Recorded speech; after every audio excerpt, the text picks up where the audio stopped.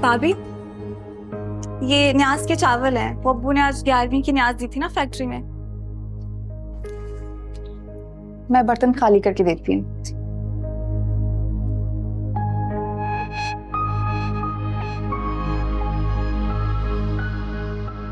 मेहरू कहाँ है?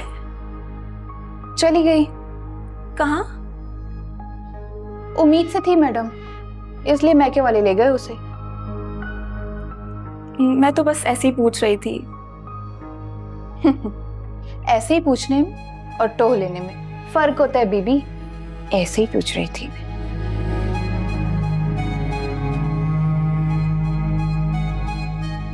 चलती हूँ। बहुत शुक्रिया।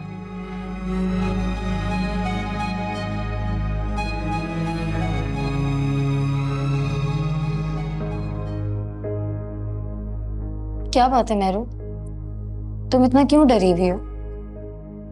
उस दिन भी तुम इतनी डरी सहमी हुई थी और बाबा बता रहे थे तुम अजीब अजीब हरकतें करती हो। अच्छा बताओ, किसी ने कुछ कहा है क्या? नहीं यहाँ पे, मुझे बस डर लग रहा है कि बाबा को कुछ हो ना जाए। पगली, इतनी मोहब्बत भी सेहत के लिए ठीक नहीं होती। हमारे बाबा बहुत सख्त जान है।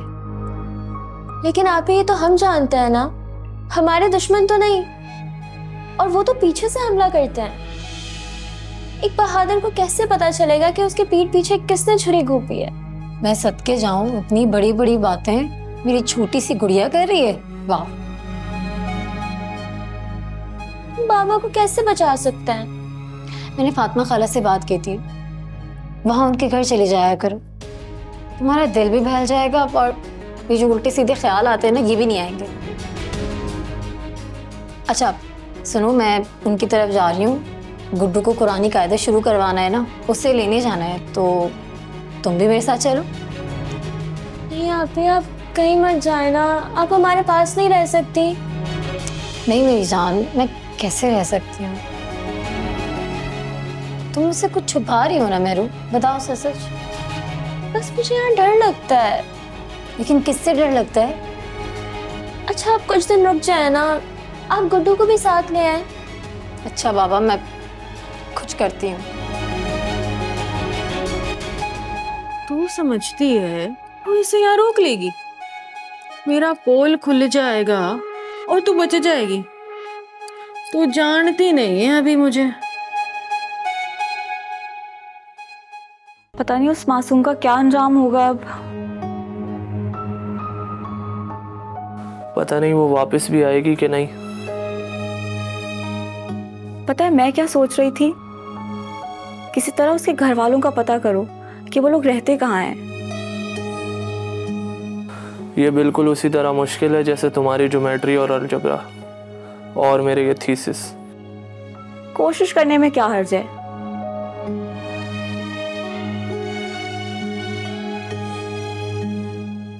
और मैं तो परेशान ही हो गया था, कहीं बारिश भर की लड़की हमारा पोल ही ना खोल दे। तू मेरी बहादुरी की दात नहीं देता कि तेरे से मिलने के लिए कैसे कैसे अजाब झेल जाती हूँ मैं। तो तेरी इन्हीं बातों पे तो फिदा हूँ मैं। बड़ा प्यार आ रहा है।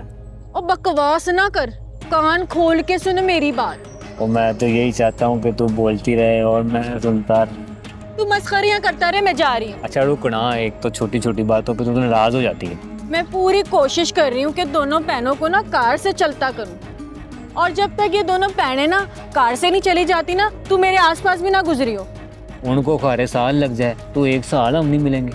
और नहीं लगेगा वक्त, बस कुछ दिनों की बात है।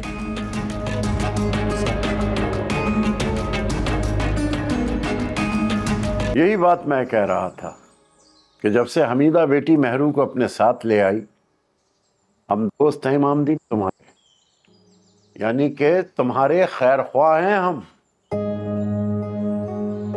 वो तो बेचारी मान जाती है, बहुत दिनों से मेरा दिल नहीं मानता। वो अपने ससुराल में बिल्कुल खुश नहीं है, वो लोग उसे बहुत तंग करते हैं। इमामदीन, तुमने भी बिना सोचे समझे उसको इतना दूर भेज दिया। बहुत अच्छा किया, वरना हर दूसरे दिन वो बाप के घर आई होती। मेरा मतलब था कि तुमने उसे बहुत लाडों में रखा हुआ था। भला कोई लड़कियों को भी इतना लाड करता है? इतनी छूट दे रखी थी तुमने उसे। अब भुगतो तो। हाजी साहब, वो बिन माँ की बच्ची है। मैं क्या लाड करूंगा उसे? मैं तो जब उसकी शक्ल देखता हूं तो खुद दुखी हो जाता हूं। मैंने आज तक उसे कोई खुशी नहीं दी। वो तो बेचारी अब तक मेरा इंतजार कर रही होगी, और मैं आपके कहने पर उसे रुखसत करने भी नहीं गया। ये तो अच्छा किया ना, वरना मेहरू के आंसू तुम्हारा इरादा बदल देते। मैं चलता हूं, पीर साहब से मिलना है मुझे। अल्लाह। इमामदीन, तुमने मेहरू के साथ ज्यादती की है। तुम उससे मिले बिना ही आ गए। कम से कम उसके सर पे हाथ तो रखा होता। अफसोस है, उसके हाथ में कुछ रुपया धेला भी दे के आए थे कि नहीं? नहीं, कुछ नहीं दिया मैंने उसे। मुझे हाजी ने कहा था कि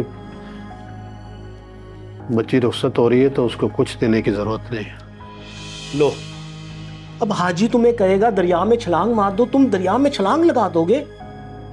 अफसोस है इमामदीन तुम।